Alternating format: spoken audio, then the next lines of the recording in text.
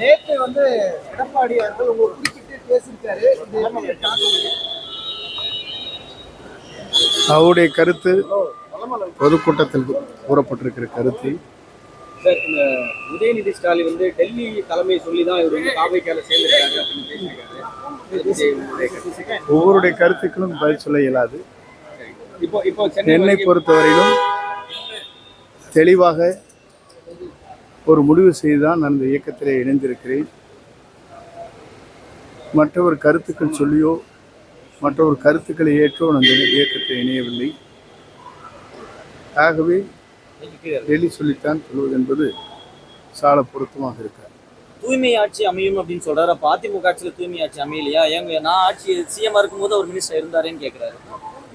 தூய்மையான ஆட்சி என்பதற்கு பல காரணங்கள் இருக்கிறது. புரட்சித் தலைவர் அம்மா ஆண்ட காலம் தூய்மையான ஆட்சியாக இருந்திருக்கிறது. ஒரு காலத்தில் நாங்கள் பின்பற்றினோம். ஆகவேதான் அன்றைய தினம் வெற்றி என்ற இலக்கை புரட்சித் தலைவர் இருக்கும் வரை 3 முறை அவரை யாராலும் வெல்ல இயலவில்லை. புரட்சித் தலைவர் அம்மா அவரும் 5 முறை முதலமைச்சராக இருந்தார்கள். இப்போது மக்களுடைய தீர்ப்பை பொறுத்தவரையில் 2021 என்ன தீர்ப்பு வழங்கப்பட்டிருக்கிறது என்பதை அவருக்கு அது பதிலாக இருக்கும். நீங்க காலக்கெடு விதிச்சீங்க. அந்த குறிப்பிட்ட அந்த காலக்கெடு குறிப்பிட்ட அவர் வந்து காலக்கெடு இல்ல அவருக்கு காலக்கெடுகள் விதிக்கவில்லை. நீ முதலில் பத்திரிகை என்பது தெரிந்து கொள்ள வேண்டும். நீங்க இந்த கேசட்டை போட்டு பார்த்தாலே தெரியும். 5 நாட்களுக்குள் பேச்சுவார்த்தை துவங்க வேண்டும். 1 மாதம் அல்லது 1.5 மாதம் எடுத்துக்கொள்ளலாம். அதற்கு பிறகு யாரை சேர்த்த வேண்டும் என்பது பொதுச் செயலாளர் தான் முடிவு செய்ய வேண்டும் என்று சொல்லியிருக்கிறேன். ஒரு கருத்தை சொல்வதற்கு சுதந்திரம் இங்கே வேண்டும். முதலே தெரிந்து கொள்ள வேண்டும். நீங்கள் அன்றைக்கு கூட படம் கையிலே வைத்திருக்கிற போது சொன்னீர்கள். அவர் கூட அதை சொன்னார். நான் இங்கே விவசாய நிலத்துக்காக சென்றேன். அவர் படம் இல்லை, அம்மா படம் இல்லை, தலைவர் படம் இல்லை என்று சொன்னார் என்று குறிப்பிட்டார். இதே விவசாயிகள் நடத்திய ஒரு நிகழ்ச்சி அங்கே காவிரி டெல்டா பகுதியில் விவசாயிகளுக்கு சிறப்பு மண்டலமாக அறிவிக்கின்ற போது அன்றைக்கு விவசாயிகள் தலைவர் அம்மா படத்தையெல்லாம் வைத்துத்தான் நிகழ்ச்சி நடத்தினார்கள். இந்த நிகழ்ச்சியை பொறுத்தவரையிலும் எல்லோரும் சேர்ந்து நடத்திய நிகழ்ச்சி. ஆகவே இந்த கருத்துக்கள் சொல்வதற்கு என்ன காரணம் என்று சொன்னால், புரட்சித் தலைவரால் புரட்சித் தலைவர் அம்மானால் அடையாளம் காட்டவர் நாம் அனைவரும். ஆகவே அந்த கருத்தை அந்த இடத்திலே நான் சொன்னேன். அவர் வந்து நேற்று குறிப்பிட்டு சொல்லுவது, கட்சியில 2 வருஷமா விசுவாசமா இல்லை செங்கோட்டையன் அவர்கள், இங்க இருந்தே எங்களுக்கு எதிரான நிலையில செயல்பட்டாரு அப்படின்னு. அவருடைய கருத்து அப்படி இருக்கிறது. என்னை பொறுத்தவரை அது ஒன்று இல்லை. சரி, குறிப்பிட்டு நீங்க தொடர்ந்து இப்ப வந்து உங்களுடைய பன்னீர்செல்வம் டிடிவி தினகரனோட பேசும் பொழுதும் இங்க இருந்தே தொடர்ந்து அவர் செயல்பட்டாரு, கட்சிக்கு விரோதமாக தொடர்ந்து செயல்பட்டு வந்தாரு, அதனால கட்சியில நேற்று பகிரங்கமா பேசுறாரு. அவர் பகிரங்கமாக பேசட்டும். நேற்று வந்து கூட்டங்களே உங்களுக்கு தெரியும்.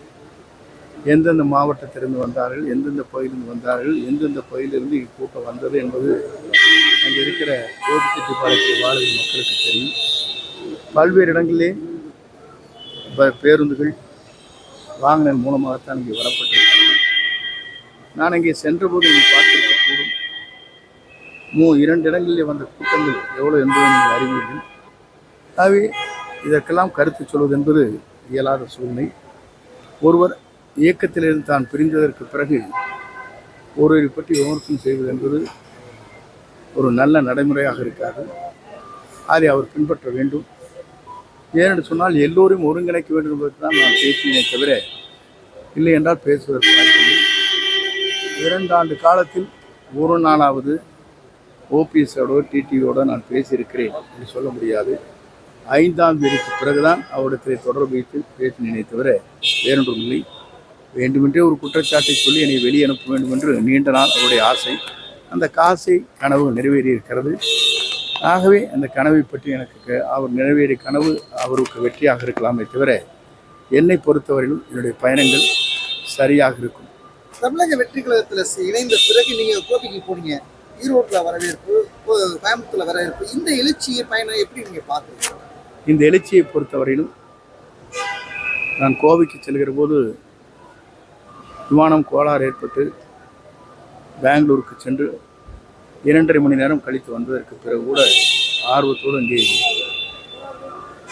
கழகத் தோழர்கள்